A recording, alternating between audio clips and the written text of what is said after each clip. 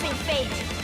Fight. I don't pull my punches. No promises you won't get caught up in the crossfire. No problem. Don't hold back on my account. Persona! No, you're so cool, Narukami. Seriously?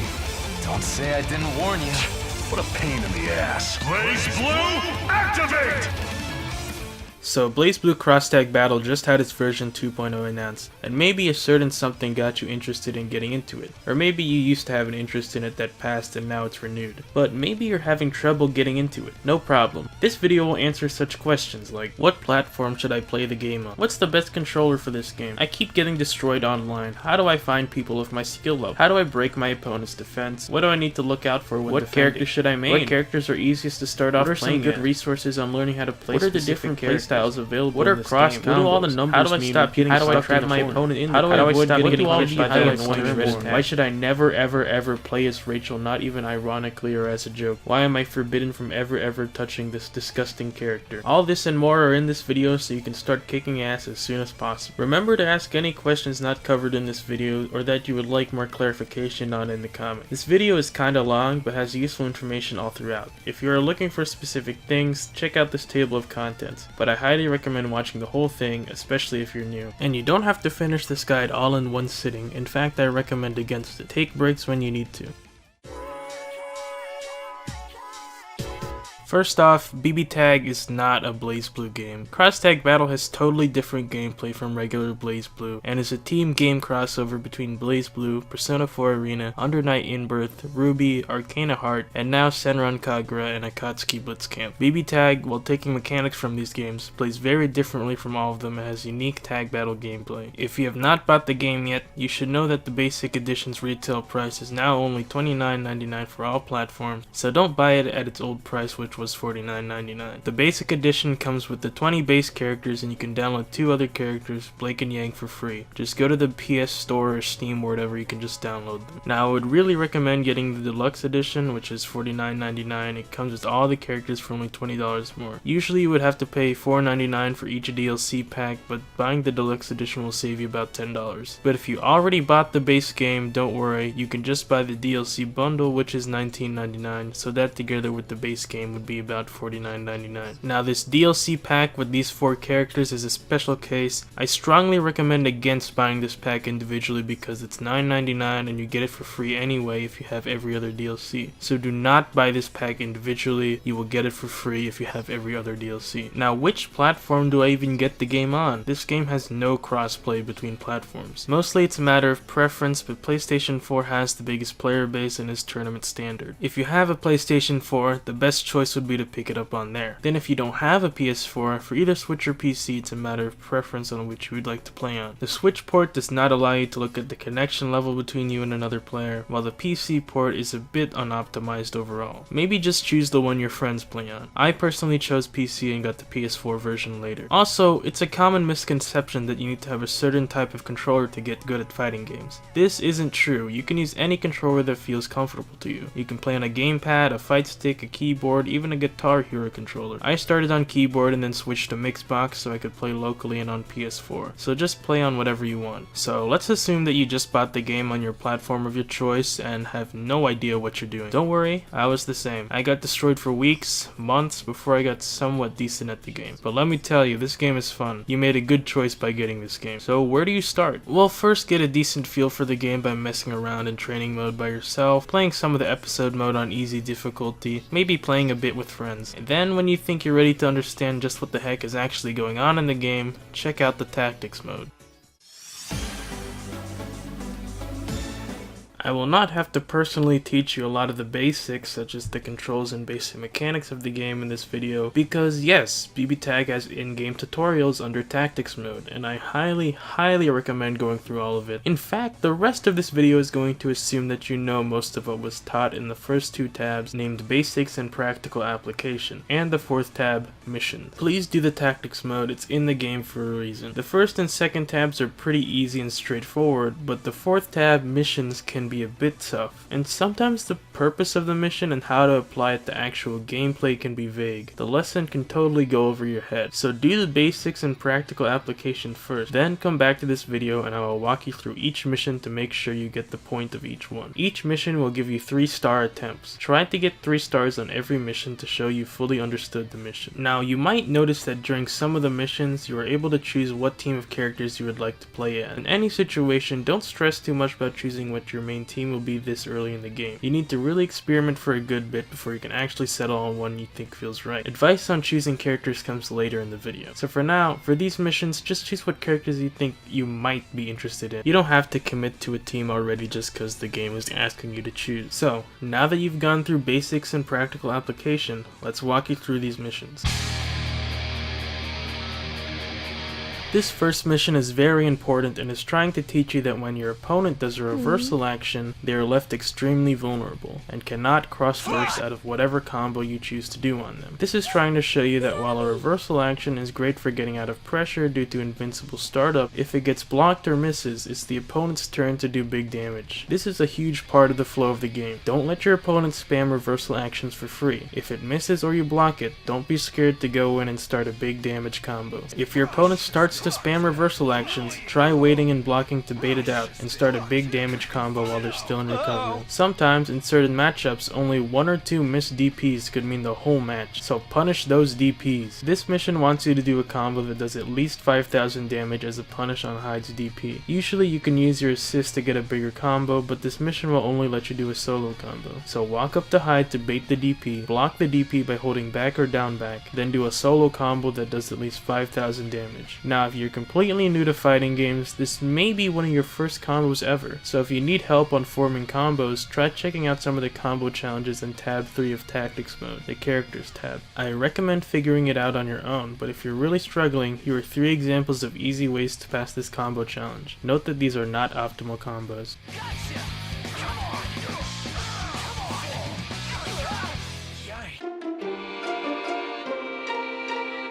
Wait, did you notice the numbers and letters on the screen? X, what the heck do those mean? Well, those are written in Numpad notation, which is the standard for how people communicate anime fighting game combos. It's universally understandable and easy to read for long combos. The numbers each refer to different directions based off of a numpad. So for example, 5 would mean not holding any direction, a neutral position. 2 would be holding down, 6 would be holding forward, and 4 would be holding backward. Something like 1 would be holding down back, 3 would be holding down forward. Now if you put these numbers in conjunction with one another, what do you think 2-1 forward mean? Yeah, a down, down back, back motion, commonly known as a quarter circle back. A refers to a light attack, B refers to a medium, and C refers to heavy. So let's read this combo. 5AA, well, those would be 2 A presses without holding any direction. Now 5B, that would be 1 B press. JC simply means jump cancel, which means jumping out of a move to cancel it. Now JAA, what does the J mean? It simply means jumping, so it reads jumping AA, which is simply 2 A presses while in the air. Now here comes the J214A, which is a quarter circle back A in the air. There you go, 5AA, 5B, JC, JAA, J214A. Numpad notation may be a little difficult at first, but it's worth learning because it's what everybody uses to communicate and is simple to read. Get used to reading and using it because it's used in almost every anime fighting game. Now let's continue with 2 more simple example combos.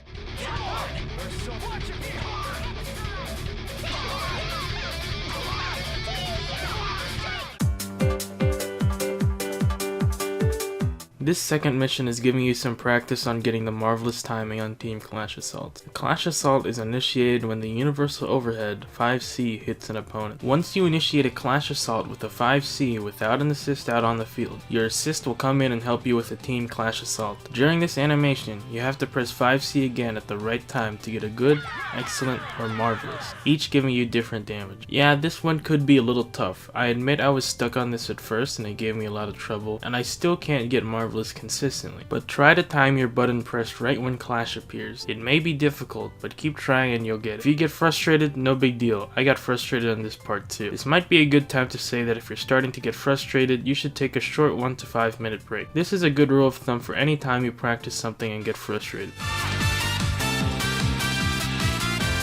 This third mission is practically the same as the last one, but showing you that when you don't have a partner or your assist is out on the field, you can still do a Clash Assault. The timing may feel a little different from the last mission. Try to press the button right when the light flare from the crash is at its biggest. The fourth mission explains that there are two types of 5C, those with fast startup but long recovery, which are punishable on block, and those with slow startup but fast recovery, which are safe on block. In this mission, you will have to react to and block fast startup 5Cs from GA and Yosuke. In a real match, when the opponent is grounded, always block low but then react to overheads, since most grounded overheads are reactable while lows are not. Some characters may have super fast instant overheads that may be hard or nigh impossible to react to, and you'll have to predict them, but generally this is your rule of thumb. The purpose of this mission is to get you used to reacting to the flash and animation of the 5C, which is a universal grounded overhead every character has. Reacting to overheads is a super important part of defense.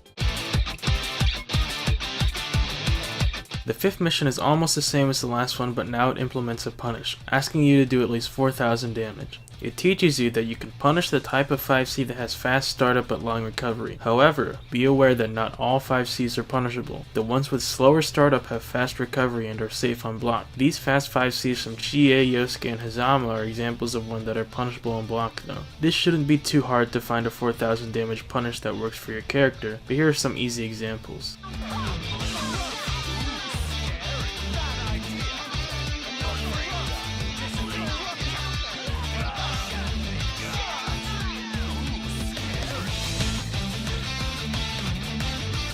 The sixth mission lets you know about taking advantage of a counter hit. A counter hit occurs whenever you hit someone who is in the animation of a move. You most commonly and easily get a counter hit as a punish while hitting someone in the recovery of their move, like a DP or 5C, but it can be done when you hit someone during the animation of most of their attacks. This mission wants you to take advantage of the increased hit stun time and damage from a counter hit to do a combo that does at least 4,000 damage. Here are some example combos that take advantage of the counter hit. Notice that these combos would not normally work without a counter hit starter.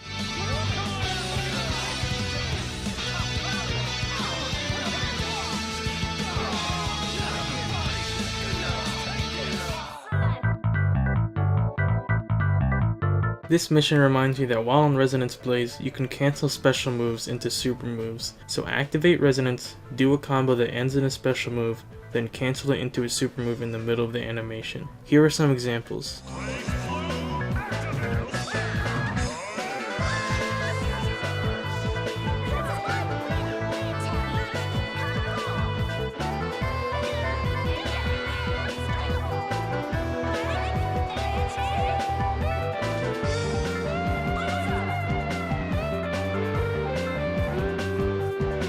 This 8th mission reintroduces Astral Heat, which was covered in the last lesson of the Practical Application tab. It is an instant kill move that can be activated in Resonance Blaze for 9 bars. Remember, in order to reach the 9 bar max limit, you must have level 4 Resonance Blaze, which goes up every time you use your assist. Astral Heats can also be cancelled into from special moves, just like super moves like taught in the last mission. Here's a simple combo if you're having trouble.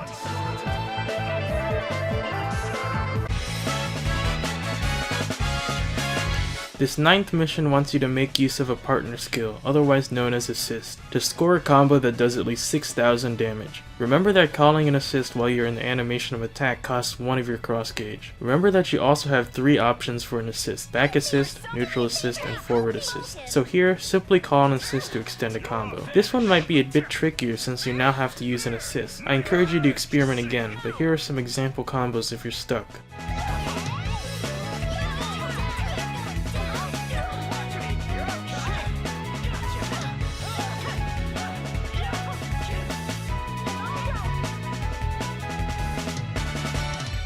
This 10th mission gets a bit more complicated and wants you to take advantage of the fact that you can switch to your partner while your assist attack animation is active by simply pressing the switch button while it's out. The mission wants you to switch in the middle of a combo, which may be tough, but try to use a move that has a lot of active frames or a lot of hit stun, then switch when you do it, and do at least 7,000 damage. You are able to use 3 bars for this mission, so using them might make it easier to achieve that 7,000 damage. Here are some examples if you need inspiration.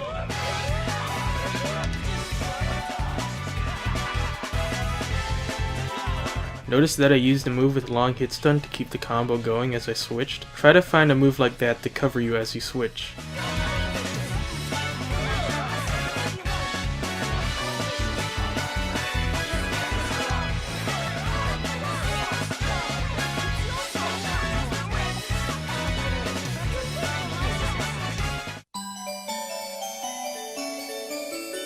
Now it gets even trickier. This 11th mission wants you to create a combo using cross combo, which is activated by pressing assist and switch buttons at the same time while your assist is out. Your cross gauge acts as the timer while cross combo mode is active. Basically, during this mode, your active character and assist character can act at the same time. For example, if you press 5A, your assist will do 5P at the same time. However, if you want your assist to be inactive, you can hold the assist button. So, if you do 5A while holding the assist button, 5P will not come out, and your assist will remain idle. Now, if you release the assist button while not holding back or forward, the neutral assist comes out. If you release the assist while holding back, it will do the back assist, and if you release while holding forward, it will do the forward assist. During cross combo, certain supers get upgraded, your opponent takes unhealable damage, and hit stun decay is paused. It may seem a bit hard to use at first, but soon it will become second nature to you to control using this mode during battle. It's a huge part of high level play, since having both characters on the field at the same time opens up a ton of possibilities, and is one of the key mechanics of cross-tag battle. You are asked to do at least 10,000 damage utilizing cross-combo mode in the combo. This could give you some trouble, so here are some example combos using cross-combo. Remember, these are not necessarily optimal, but just examples of how to clear the mission.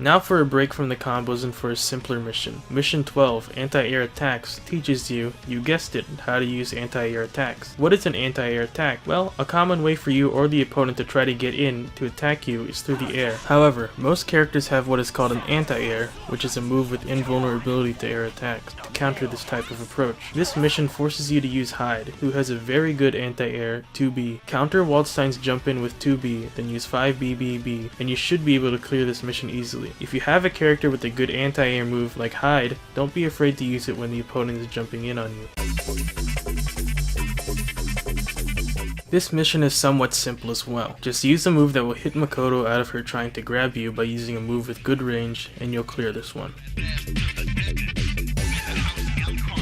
Remember those reversal actions with invincible startup? Mission 14 explains why you would want to use such a move. It is super punishable if the opponent baits it, but sometimes to get out of a sticky situation where the opponent won't stop harassing you, you can take the risk to use your reversal action to get out of there. A common place to use this is right on your wake up, since part of a basic game strategy is to put pressure on your opponent as they're waking up, but a reversal action on wake up can negate some, but not all, forms of aggressive wake up pressure. This mission wants you to use a reversal action when you wake up, so let Ragna knock you down, then mash A plus D together so that your reversal action comes out at the first possible frame you get up. Remember, reversals are risky. If you spam it, more than likely you will get punished hard when it misses. Use it sparingly to get out of scary situations.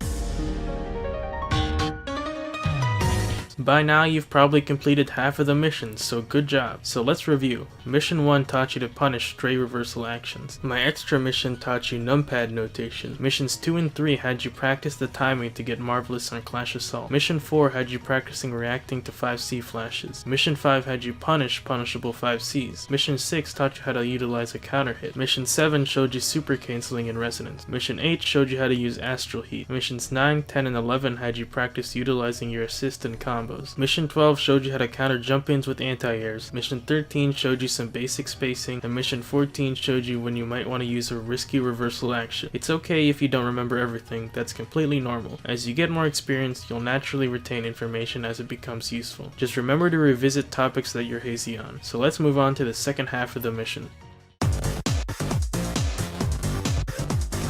Mission 15, Piling On, is just a fancy way of saying put some pressure on your opponent as they're waking up. This is an extremely important part of gameplay. On wake up, your opponent has to either take the pressure or do a risky DP or reversal super to get out of there. This is because your move will always come out before the opponent's, because they are not able to start doing a move until they are up off the ground. So for example, even if your opponent starts mashing their fastest move on wake up, it will still not beat yours if timed correctly, because you started your move before theirs. The act of putting pressure on your opponent's wake up is called Ukemi. Good wake up pressure is how you're going to keep your opponent stuck in the corner and keep your advantage even after your combo is finished. For simple Ukemi, knock down your opponent with a move that knocks down. For most characters, 2C is a sweep that knocks down the opponent. Then simply mash 2A on their wake up. This is a classic, very simple, yet effective Ukemi technique, as it forces your opponent to block low when they get up. If they do anything other than block low or do a reversal action or super, they will get hit. If a move pressures the opponent on frame 1 of wake up and they are forced to block, this is called a meaty. Not all Ukemi has to be meaty though. Ukemi is very free form, that's what makes it so scary to defend against. Advanced Ukemi and higher levels of play usually use an assist. However, this mission wants to do a simple meaty attack on Jin's wake up. So time 2A to hit him on frame 1 of his wake up and you'll complete the mission. So when you're on the defensive and the opponent's doing wake up pressure on you, just remember that your wake up attacks will probably just get you counter hit, so respect what they're gonna do to you on your wake up. Never mash buttons on wake up unless you have a super big brain. If you're getting stuck in the corner, it's probably because you're not defending well against someone's wake up pressure.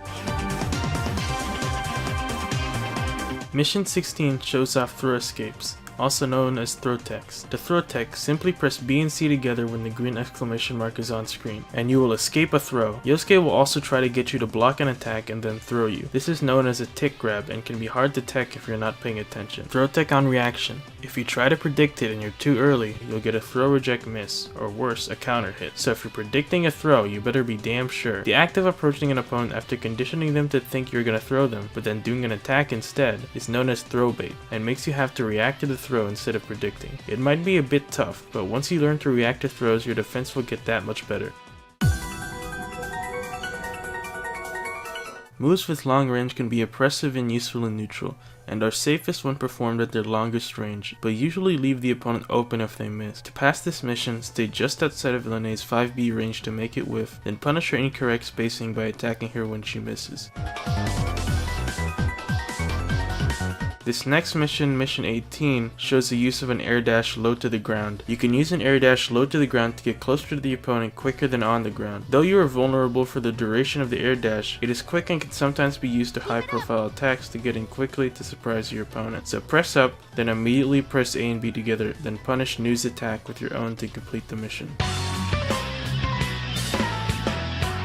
I have never heard the term Ukemi Hunter before BBTag, but this mission is trying to show you what is more commonly known as a tech trap, which is a type of reset. Basically, do you remember what Ukemi are, or techs from the basics and practical application lessons? If you don't, it's when you hold a button in a direction while getting comboed, and you will Ukemi or tech in the direction you held in as soon as the combo drops. However, in a tech trap, if the opponent does an air unblockable move in the location you teched, you get tech trapped, or I guess as BBTag calls it, Ukemi hunted. In this mission, holding a button while getting comboed will get you tech trapped, as you'll get hit as soon as you tech. So to pass this mission, you must not hold a button, but delay it by pressing a button a bit later. The timing for this one is to press the button when you hear Astral coming. Once you tech, remember to block his attacks as he's coming down. Then use an attack to counter him and you pass the mission. Tech traps become more common down the line, and against certain matchups like grapplers, you will have to learn how to tech against certain resets. For now, always hold a button to tech during combos so that you can get out of dropped combos, unless you know your opponent has tech trap setups. Remember that you can burst out of combos if you have a full cross gauge if you press the assist and switch buttons together while getting comboed. However, this can be countered with an anti-air, reversal action, or jump cancel over the burst. In this mission, Weiss will do a burst on your second hit, so make your second hit be a jump cancelable move or your third move an anti-air move. Then punish the burst by doing a combo on Ruby that does at least 4,000 damage. Note that combos starting off of a burst punish or counter hits. Here are some examples of burst punishes if you're having trouble.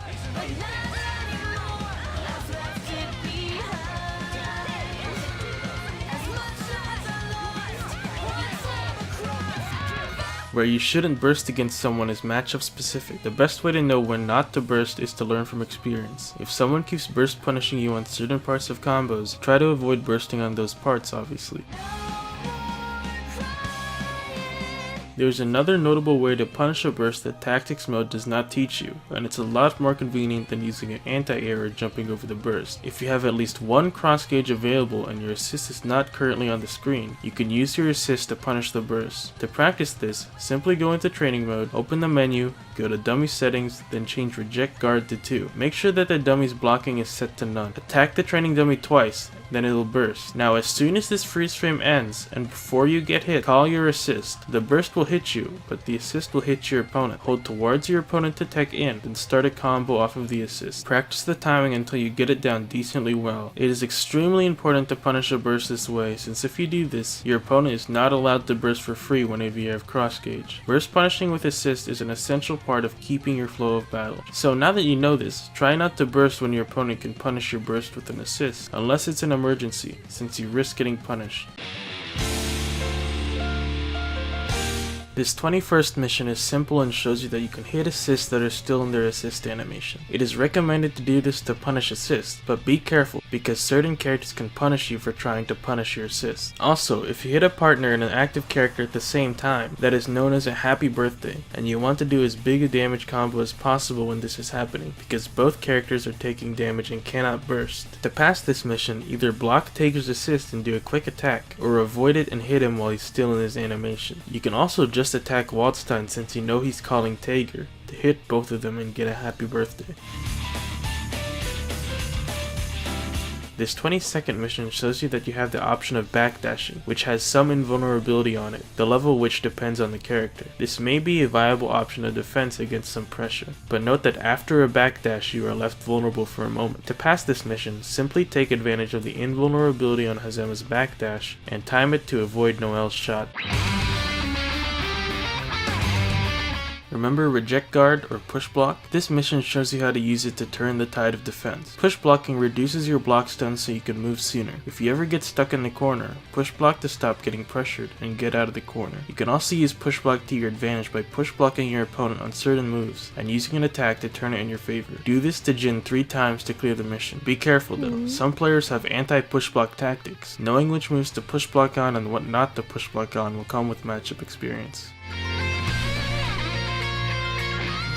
Let's say you want to do a reversal action while guarding, but you don't want to get a push block. Can you do it? Well, of course. After blocking the first hit, simply let go of holding back or down back and mash A and D together, and you'll do a DP as soon as you get out of block stun. This is useful if you want to expose gaps in block strings. So you know you can activate Resonance Blaze at any time when your partner is down, but when is a good time to activate it? Well, Resonance Blaze activation has invulnerability, so you can sometimes use it to avoid attacks. So activate Resonance Blaze to dodge Zeodyne, then mash 2 through 6 B plus C to get your reversal super as soon as you get out of Resonance activation. This is a good time to note that you should not activate Resonance in the air, since you have to land before you can move, giving your opponent time to do a free mix-up, and you will also be unable to jump out of a command grab. In fact, they can get some time to start setting up a mix-up even if you do it on the ground. Because of this, using Resonance Blaze to get invulnerability frames while under pressure isn't always the best idea, since you're giving the opponent time to set up something grimier. Also, try to avoid activating Resonance when your health is already full, because while in Resonance, you regenerate your red health for 15 seconds. So if you activate Resonance when you have no red health, you're not taking full advantage of that, so wait until you have some red health to recover, unless you're at low health and think you should activate it anyway. This mission will train your defense. It's basically a combination of the previous defense missions. Just block low by default when your opponent is grounded, and react to overheads and throws. You got this. This mission now gets a bit more complicated, integrating a partner and cross-ups. The partner may be distracting, but try to focus on what Yosuke is doing. If he flips behind you, that's a cross-up, and you must switch your guard to block to the other side. Remember, if an assist and an active character are on opposite sides, even if the assist is hitting you from behind, always block as if you're blocking the active character. There is a specifically tricky scenario to guard against, commonly known as a sandwich situation. This is when you are in between the active character and the assist character. This is dangerous because if the opponent doesn't move and switches to the other character before it hits you, as long as it is not a true block string, it will be a cross-up that you have to switch block directions on. The cross-up will not work if the opponent is still in block stun when the cross-up attack hits. So to practice understanding this concept, take Aegis with U assist to training mode. Record Aegis air dashing over you and calling U5P at the same time by inputting up and A plus B plus P. Then once you're on the opposite side, do 236B and switch. Now replay it and try to block it. If you did it too early, then you'll be able to keep holding one direction to block because you'll still be in block stun. But if you timed it correctly to have a gap, you'll have to switch directions blocking. In general, an easy universal way to set up a sandwich situation is to do a jump cancelable move on the opponent, then air dash over and call assist at the same time. Here are some examples of sandwich cross-ups. You don't have to start experimenting with this yet, but know that this is one of the hardest things to block against. Let's say you really want to switch on a move, but the startup is too quick, so you might switch too late. Or if it's an A move, you switch too early and get a DP instead. Is there a way to make this easier? Well yeah, you just need to negative edge switch. To practice this, choose Kanji as your point character, call assist, then hold D. Input 214A and release D immediately. If you don't switch, then you release D too late. If you switch but the grab didn't grab the opponent, that's because the opponent was still in block stun, so you have to delay the grab. Remember, grabs and cross-ups do not work if the opponent is still in block stun. If you switch before the grab and it works, you did it correctly. Kanji's 214A only has 6 frames of startup, so it can be tricky to switch on, but if you negative edge switch, it should be no problem. This mission has you try to get past zoning. Simply attack Yukiko before the timer runs out. If you use a fast character, this one shouldn't be too hard. When fighting a zoner, do not hold back to block, since you'll be retreating. Instead, jump forward to avoid getting touched by projectiles or run forward if you have a good run, and hold down back, not back, to block on reaction to projectiles to minimize backtracking. In the future, zoning will get more complicated, but don't panic. The trick is to be patient. If you start rushing things, more than likely you'll get hit. Here's the final mission. You have very little health and you must survive. Keep calm, don't panic in this situation and remain cautious. BBTag is a very fast game and comebacks are common. If you keep calm, there's a chance you can come back. Apply what you learned to avoid getting hit. You got this. At this point, you've finished all of the missions in BBTag's Tactics mode. Good job, you're a step ahead of everyone who decided to skip over the tutorials. To review the last half of the missions, in Mission 15 we learned about wake up pressure, in 16 we practiced teching throws, 17 showed us that we should punish whiff moves, 18 showed us that moving in the air is quicker than moving on the ground and can be used to avoid attacks. Mission 19 taught us about the existence of tech traps. Mission 20 taught us that bursts can be punished with anti-airs or jumping over the burst. The extra mission taught you that you can punish burst with assists. Mission 21 showed us that we can punish assists. Mission 22 showed us that backdashes have invulnerability frames. Mission 23 showed us that using push block in the right situations can help turn the tide while defending. The extra mission showed us how to get a reversal action while guarding. Mission 24 showed us how to use Resonance Blaze activation. Missions 25 and 26 had us practicing defense against highs, lows, grabs, and cross-ups. The extra mission taught us about the scariest thing to block, sandwich situations. Mission 27 had us practicing getting into a zoning opponent. And finally, Mission 28 had us hold on to a sliver of life and try to survive as long as possible. Like I said in the last review, don't sweat it if you forget some stuff. It's natural because it hasn't yet become immediately useful to you. Just remember, if you're ever hazy on a topic and think you need to remember it again, try to take a look back. One of the most important things is now that you know these things, you can engage in topics with the community much easier. Okay, so you finished mission mode. By now you're probably getting tired of getting ready to play, and now you're ready to try playing a little bit. But who do I even play with? I just get bashed by random people online. So let's say you're in the online lobby and you don't know which of these online warriors you want to play with. Let's take a look at some of the helpful indicators to see who could be a suitable match. Let's say you're completely new and maybe you don't want to get completely washed. I mean, fighting players that are better than you is usually beneficial for you to get more experience, but sometimes you just don't get what's going on and are overwhelmed and it's not fun. Nobody likes to get destroyed and not know why they're getting destroyed. Or maybe you were practicing in training mode and wanted to try stuff on a real person, but every random you fight online is too good to let you try what you practice and doesn't even let you move. In these cases, you probably want to fight someone of a similar skill level, am I right? So thankfully, BBTag has a color ranking system to help you get a gauge of a person's relative skill level. When you first start the game and haven't fought anyone yet, you'll be a white square. This means you haven't yet been given a color rank because you haven't fought enough people yet. Once you fight enough, you'll be assigned a color rank, usually light green. Now if you lose 10 times to people of the same color as you, your color rank will be demoted. And if you win 10 times to people of the same color as you, your color rank will be promoted. Here's a chart of the color ranks, with light blue being the lowest and pink being the highest. So if you're new and not ready to fight someone who will probably go sicko mode on you, try to avoid fighting a yellow, orange, or pink. However, color ranks aren't gospel. Sometimes really good people will have a lower rank anyway due to any number of reasons. The color rank is meant to help people who are looking for people of similar skill level, but ultimately it's up to your judgment. If you fight a light blue that plays like a pro, then it's okay to call it quits and find someone else to play. It's okay to not want to fight someone. Just don't leave in the middle of the match or rage quit ever. So you think you found someone that you think might be a good fit for your skill level, but uh-oh, it's super laggy. But no worries, BBTag also has indicators of network connection. This is pretty simple. It has indicators for 0, 1, 2, 3, and 4 bars. Generally, I only play with 3 or 4 bars, and maybe 2 bars if I decide I don't care. 0 and 1 bars should generally be avoided as you will likely have some lag. Like the color ranks though, sometimes these can be wrong and is ultimately up to your judgment. So if you fight someone with a 4 bar but they still lag, it's okay to just leave and find someone else. But what if most of the lobby is 0 to 2 bars? Well, then the problem might be with your connection. When playing fighting games, always connect to your router using an Ethernet cable. This is highly recommended to avoid packet loss, which is the main cause of lag. Simply get an Ethernet cable, connect it to your router into your console, do connection tests, then ta-da, you're on Ethernet. Nintendo Switch does not have an Ethernet port, so you'll have to get a USB adapter. However, if you absolutely can't connect to Ethernet for whatever reason, like living with parents who won't let you, try to connect to your 5G Wi-Fi and play as close to the router as possible. It's no Ethernet, but it's better than playing on 2.4G Wi-Fi. But if you're playing on 2.4G or 2G Wi-Fi and get lag, your pool of players to play with just got a lot smaller. Chances are you still will be able to play online with some people, but you have to find them. Whether you really need to find people to fight or not, I highly recommend you join the BBTag Discord,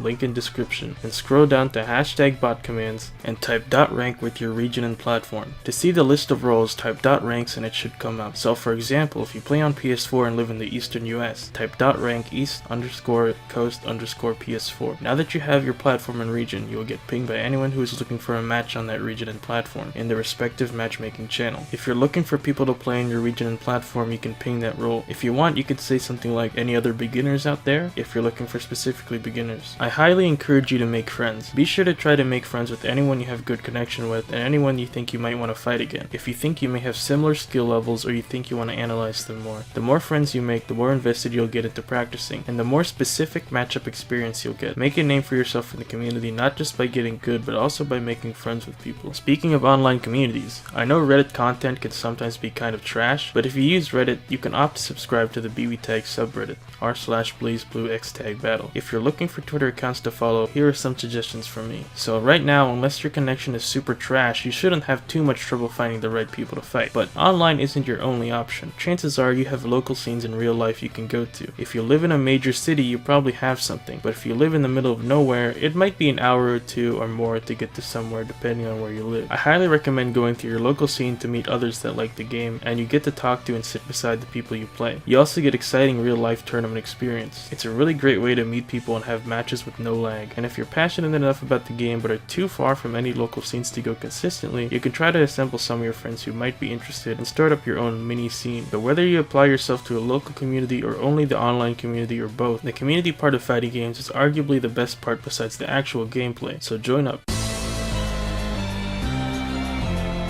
So you probably played a few matches by now, but whether you have or not, you may have had this question while you were trying out the game. Wait, there are over 40 characters in this game. Who do I even play, and what team do I even make? First off, relax. Nobody knows their main team immediately, and some people even take months to settle on one they really like. You'll really need to experiment a lot before you settle on a team that appeals to both your character design taste and playstyle taste. If this is your first fighting game and you don't even know your preferred playstyle yet, don't sweat it. Neither did I. You'll just get it with time. Don't be afraid to experiment till you find characters that are just right. There are basic character explanations and tactics mode that will show you just a little bit of what each character is capable of. It's only a little though. Okay, X, you don't have to keep dancing around. I know there are characters in this game that are good for beginners, so what are they? If you really have a passion for a character already, I recommend you keep trying to play as them because that passion will fuel you to learn more about them. But if you don't really know who to play as yet, here are some characters that have a ton of useful tools that aren't too front-loaded onto any playstyle. Since these characters aren't too extravagant on how they play, starting with these characters will have you learn more about the game itself, rather than character-specific or playstyle-specific rules. Then you will also find what parts of their playstyles you might like and want to emphasize more on. For example, while playing these well-rounded characters, if you decide you like the projectile and keep away part more, try looking into more zoner characters. And if you decide you like the offensive and up-close parts, try looking into a more rushdown or grappler character. Of course, if you like these characters already, feel free to stick with them. I think Untitled is the most Mario or Ryu-like character in this game. He has very good sword hitboxes on his normals for a good neutral game, great reversal beam super that covers the full horizontal screen, a projectile, good mix-ups like a double overhead JA and an instant overhead JC, easy cross-up and active switch moves, good damage, and excellent assists with tons of block stun, and a projectile assist to help your character win neutral. In my opinion, he is the most all-around character in the game. If you're interested in him, I put some resources in the description. Ruby would be the second most all-around character in the game in my opinion. She has a good projectile, good active switch moves, good mix-up tools like a teleport and instant overhead, and a good projectile assist to help your other character. If you're interested in Ruby, I put some resources in the description. Hyde plays a little differently due to the different way he approaches pressure, but I still think he's an all-arounder. He has a good projectile, a great jump in with JB, and amazing anti-air with 2B, and excellent lockdown and projectile assist. If you're interested in Hyde, I put some resources in the description. I personally hate S, but I do think she plays a bit like an all-arounder. She has a very good JC, good sword normals, and a projectile and projectile assist. If you're interested in S, I put some resources in the description. Now if you already have an idea of what kind of playstyle you might like, here are some characters that fit into those archetypes. A lot of the characters are unique and gimmicky, so it can be a bit difficult to put them under specific archetypes. Here are your grappler characters with unblockable command grabs that specialize in rock, paper, scissors, and in the corner. Here are your heavy or big damage characters. Here are some characters that like to rush you down in neutral and keep up the pressure.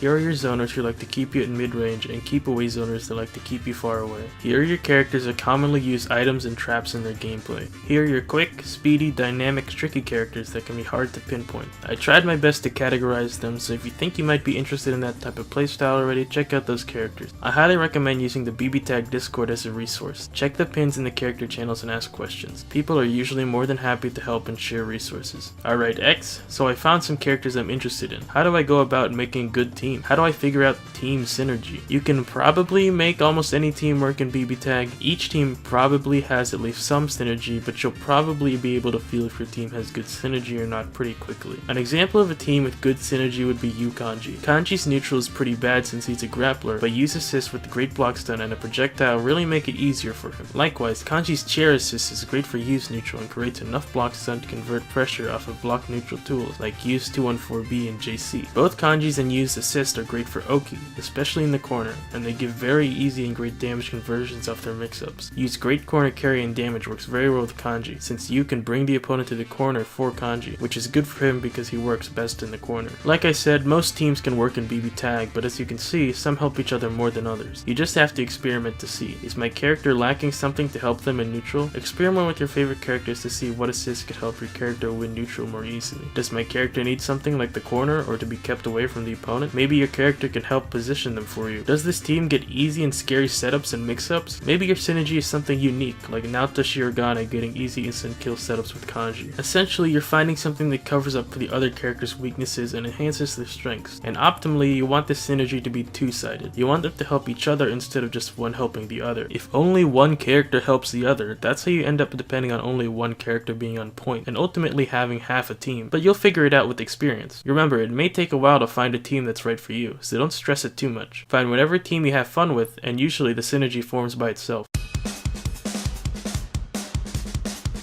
Okay, so you got your characters, you got some combos, you got some idea of how to play neutral. Maybe you even have some setups. But you know what? It all falls apart unless you know how to apply it all together by having a solid game plan. But how do you even form a game plan? First, you need to understand how the game even flows. At first, every game starts in neutral. This is where neither character has the advantage and is trying to gain some form of advantage over the other through block pressure or confirming a hit into a combo. Let's assume you won neutral and you hit your opponent and confirmed it into a combo. So you finish your combo. Sweet, we're done, right? Back to neutral? Not necessarily. It's still your turn because if your combo ends in a knockdown, it's time to do some wake up pressure. pressure. Remember wake up pressure from mission 15? This is where you pull out all the grime. Remember, you have 4 ways to mix up your opponent. Overhead, low, grab, or cross up. Try to do something that you think they'll get hit by. If you have good wake up pressure, you can keep the advantage. But what's this? Your opponent is always doing reversals on wake up. At that point, you either have to do a special kind of Oki called safe jump Oki, which is character specific, but is basically a form of Oki that is safe to wake up reversals, or bait it out by doing nothing. Okizame is extremely character specific, but at any rate, remember that this is your ultimate advantage state. Do something. If they escape, then it's back to neutral. Let's say that you won neutral, but they blocked your attack. Don't worry, it's still your turn. It's still your advantage since they're blocking. You just have to find a way to break their blocking.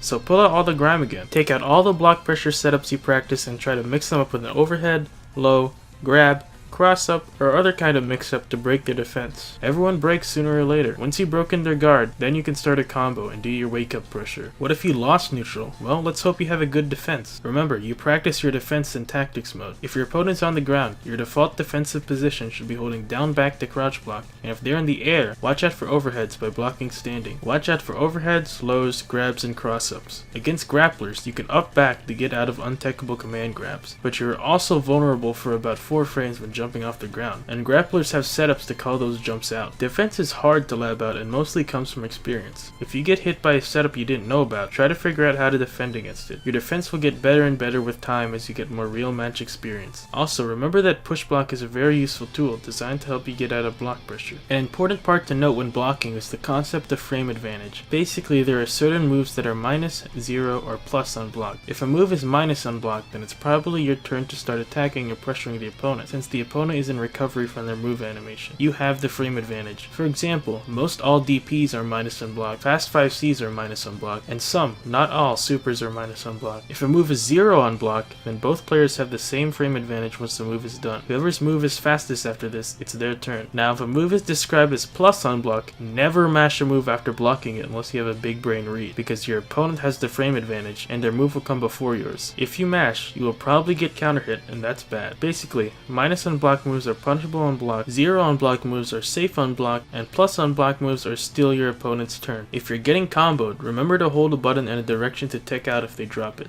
And only don't do that if you know they have tech trap resets, like you learned from mission 19. Now there's a special phase here when one of your opponents goes down. You usually want to do some sort of mix up on their incoming character. A common way to do this is to jump over the incoming and mix them up with either a falling overhead, an empty jump low, an empty jump grab, or block to bait a reversal. This is not the only way to mix up on incoming, but it's simple yet effective. If your opponent keeps on bursting on your combos, it depends on the situation, but you usually don't want to use your assist in a combo when they have a full cross gauge. If you use your assist before they burst, you won't be able to punch the burst with your assist. If you keep punishing burst with assist, the opponent will not be able to burst for free whenever you have assist available, and you can keep your advantage. And remember, if your opponent ever reversals, and it's blocked or it misses, that's your cue to do as big a combo as possible, so don't shy away. It's a big red flashing cue for your turn. It can't burst out, so pull out as much damage as possible. Basically, your game plan is how you're going to take the advantage in neutral and keep that advantage for as long as possible. So now you know how to apply the setups, combos, and neutral tools you've learned into a game plan. Win neutral, do block pressure, do combos once you've broken their guard, do wake up pressure to keep your advantage, and if you lose your advantage, it's back to neutral. As you practice, think of experimenting with ways to enhance parts of your game plan, like easier neutral, spicier pressure, better combos, and scarier wake up pressure. If you're very solid in all parts of your game plan, your opponent will feel like you always have the advantage, even when you don't. Great players are so intimidating because of their great game plans. So now that you know all the basics, it's time for you to start researching, practicing, and getting experience on your own. But it's important to train your mindset as well. Sure, losing is never the goal, and losing an important match sucks, but there's always the next time as long as you practice for it. Never rage quit, but if you feel frustrated, that's okay. Everyone has felt frustrated at some point, like almost having that game but then losing to something stupid. Blow-ups, comebacks, and losing to stupid stuff are common in the game as volatile and quick as BBTag. Just remember to take breaks. Don't keep playing if you're angry. Your judgment gets clouded and you stop enjoying yourself. Never rage quit. At least wait until the match is done and then respectfully say GG's and leave. If you lose, it's your fault, no one else's. It's tough, but learn to take the fall for your own losses. And if you get frustrated for losing to something like lag, hey, no one's forcing you to play that player. Just leave, say you don't have good connection, and don't play them again. Like I said before, I highly suggest making friends and people to consistently play with through the game. It's fun to meet other people that you can relate to through this game. You have a lot more fun if you have training partners, and you'll get a more in-depth understanding of certain matchups. But most of all, it'll keep you motivated to keep playing. Social motivations are some of the strongest. Your group of friends should motivate each other to keep getting better. And before you know it, you guys are climbing the ranks and becoming great players. Keeping a good mindset is really half the battle. Nobody starts out good at something. Just remember, no matter how competitively anyone plays the game, whether they're a top player or a casual player, everyone's main goal is really just to have fun by playing with each other. I hope you have fun playing and learning this game. Good luck, and I hope to see you all in the lobbies and in your local fighting game scenes.